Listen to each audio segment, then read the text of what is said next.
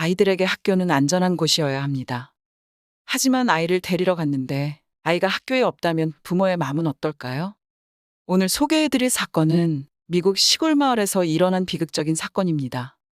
켄터키주에 위치한 런던은 평화로운 시골 마을로 대부분의 사람들이 서로 알고 믿는 조용한 동네였습니다. 1992년 11월 25일은 추수감사절 연휴가 시작되기 전날이었습니다. 초등학교 5학년이던 스카티는 연휴를 맞을 생각에 매우 들떠했지만 안타깝게도 기대하던 연휴를 맞지 못한 채 세상을 떠나고 말았습니다. 스카티에게는 무슨 일이 있었던 것일까요? 스카티는 1982년에 태어난 만 10세를 갓 넘긴 어린 소년이었습니다. 스카티의 부모님은 5년 전에 이혼을 했고 스카티는 엄마와 살고 있었는데요. 비록 부모님은 이혼을 했지만 엄마와 아빠는 이혼 기간 중 서로 양육권을 두고 다툴 정도로 두 사람 모두 스카티와 함께 살기를 원했습니다. 스카티는 주중에는 엄마와 함께, 주말에는 아빠와 함께 시간을 보내고 있었습니다. 스카티의 아빠 도널드는 장거리 트럭 운전기사였는데 스카티는 아빠의 트럭을 같이 타고 여행을 다니는 것을 좋아했습니다. 이번 추수감사절 연휴도 아빠의 트럭을 타고 장거리 여행을 하기로 한 터라 더더욱 이번 연휴에 기대가 컸습니다. 사건 당일 스카티는 학교에서 스쿨버스를 타고 할머니 댁에서 지내다가 아빠가 마을로 데리러 오면 아빠의 트럭을 타고 부자간에 오붓한 여행을 하기로 할 예정이었습니다. 스카티의 엄마 루스는 명절 기간 동안 아이를 못 보기 때문에 누나와 함께 하교길에 스카티를 깜짝 놀래켜줄 생각으로 오후 4시 하교 시간에 맞추어 학교로 갔습니다. 그러나 스카티를 만나지 못했기 때문에 간발의 차로 스쿨버스를 타는 것을 못 봤구나 생각하고 전 시어머니의 댁을 방문합니다. 그런데 그곳에도 스카티는 없었습니다. 놀란 루스는 학교로 다시 가서 어떤 일인지 파악을 하는데요. 조퇴를 기록하는 서류에서 낯익은 이름의 여인이 그날 오전 11시 20분 스카티를 조퇴시키고 데려가면서 서명한 것을 확인합니다.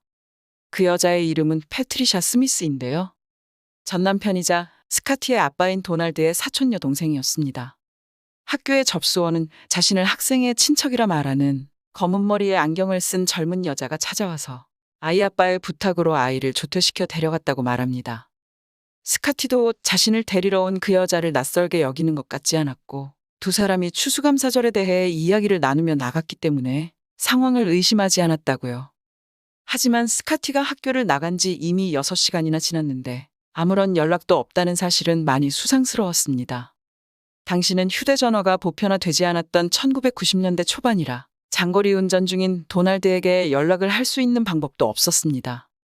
루스는 전 남편 도널드와 합의된 계획이 있는데 그걸 변경하면서 자신에게 알리지 않았을 리 없다며 학교 측에 경찰에 신고를 요청합니다. 경찰의 도움으로 스카티를 데려갔다고 서명한 도널드의 사촌 패트리샤 스미스를 찾아가지만 그녀는 학교 측의 접수원이 묘사한 인상착의와는 다른 사람이었고 수상한 여자가 스카티를 조퇴시킨 시간에 알리바이가 있었습니다. 인근에 사는 모든 패트리샤 스미스를 조사했지만 역시 용의자의 인상착의와는 달랐으며 모두 확실한 알리바이가 있었습니다. 도널드와는 뒤늦게 연락이 닿았습니다. 예상대로 그는 그런 부탁을 한 적이 없으며 상황에 대해 아무것도 모르고 있었습니다. 스카티의 실종 소식을 듣고 급하게 온 도널드는 9개월 전 결혼한 21세의 부인 스테파니와 밤늦게까지 스카티를 찾으러 다녔습니다. 몸값을 요구하는 전화가 없었고 스카티의 부모는 법정에서 양육권을 두고 다퉜기 때문에 두 사람은 혹시 실종에 상대방이 연관 있는 것은 아닐지 서로를 의심하면서도 힘을 모아 스카티를 찾으러 다녔습니다. 스카티의 엄마 루스는 전 남편의 세부인 스테파니를 조사해달라고 요청합니다. 스카티가 직접적으로 얘기를 하지는 않았지만 아빠가 결혼한 후 아빠를 밖에서 만나는 것은 좋아했지만 아빠의 집으로 가는 것은 불편해했다고요. 또 서로 인사를 하며 지내거나 하지는 않았지만 같은 지역에서 살고 있기 때문에 상점 같은 곳에서 마주치게 되면 뒤에서 친구들과 함께 루스를 조롱하는 듯한 미성숙한 행동을 하는 철없는 여자라면서요. 아빠와 잘 지내는 것을 질투하여 아이를 납치한 게 아닌가 하는 의심을 하는 거였습니다. 반면 스카티의 새엄마인 스테파니는 자신이 도널드와 결혼 후 루스가 질투심의 사건을 일으켜 도널드를 다시 찾으려 하는 음모를 세웠을 거라며 루스를 의심합니다. 스카티가 신혼미상의 여자를 거리감 없이 대했다는 목격자들의 이야기를 들은 켄터키 주경찰은 아이에 대해 잘 아는 사람이나 혹은 그들의 사주를 받은 인물이 아이를 유괴했다고 생각하여 용의자를 줄여나가기 위해 거짓말 탐지기를 실시합니다.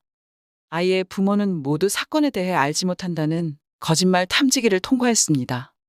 스테파니는 자신이 임신 중이라 거짓말 탐지기를 받을 수 없다 말하는데 당시 켄터키주 경찰에서는 임산부에게는 거짓말 탐지 조사를 하지 않았기 때문에 스테파니는 거짓말 탐지기는 실시하지 않고 아이를 데려간 사람의 서명과 대조하는 필체 검사만 받았고 일치하지 않는다 나왔습니다. 스테파니는 사건 당일 확인된 알리바이도 있었는데요. 친한 친구인 수잔이 아침에 놀러와서 빨래를 하며 집에서 시간을 보냈다고 말합니다. 오후에 수잔이 집에 가려고 보니 차키가 없어져서 열쇠공들에게도 전화까지 하고 결국 수잔의 엄마가 수잔을 데리러 오기까지 했다면서요. 수잔과 수잔의 엄마를 찾아가 확인된 알리바이였습니다. 사건 발생 이틀이 지났지만 사건의 진척은 없었습니다. 유괴의 경우 시간이 길어질수록 결과가 좋지 않기 때문에 경찰은 FBI에 도움을 요청합니다. 아시는 분도 있으시겠지만 FBI는 주 경계를 넘어서 수사가 가능한 기관입니다. FBI는 사건을 인계받고 다시 한번 관련자들을 인터뷰하는데요. 이때 스카티의 아빠 도널드가 자신의 부인이자 스카티의 새엄마인 스테파니의 일기장을 줍니다. 그 일기장에는 남편이 전 부인과의 사이에 아들과 시간을 많이 보내는 것을 원망하며 질투하는 내용이 적혀 있었습니다. 스카티에게 무슨 일이 생겨 사라져버렸으면 좋겠다는 무서운 말과 함께요. 이번 연휴에 스카티와 같이 트럭을 타고 여행 가기로 한 것에 대해서도 싸웠다면서요. FBI에는 임산부에게는 거짓말 탐지기를 하지 않는다는 규정이 없기 때문에 스테파니는 이번에는 거짓말 탐지기를 피해갈 수 없었는데요. 거짓말 탐지기에서 거짓 반응이 나옵니다. 하지만 그녀에게는 스카티가 유괴될 당시 집에서 수잔과 함께 있었다는 확실한 알리바이가 있었지요. FBI는 수잔에게 찾아가지만 수잔은 집에 없었습니다. 사건은 발생 6일이 넘어가고 있었지요. 수잔은 남편의 트럭을 타고 여행 중이었습니다. 그녀의 남편 역시 스카티의 아빠처럼 장거리 트럭 운전수였는데요. 남편의 차를 타고 다른 지역으로 이동 중이었습니다.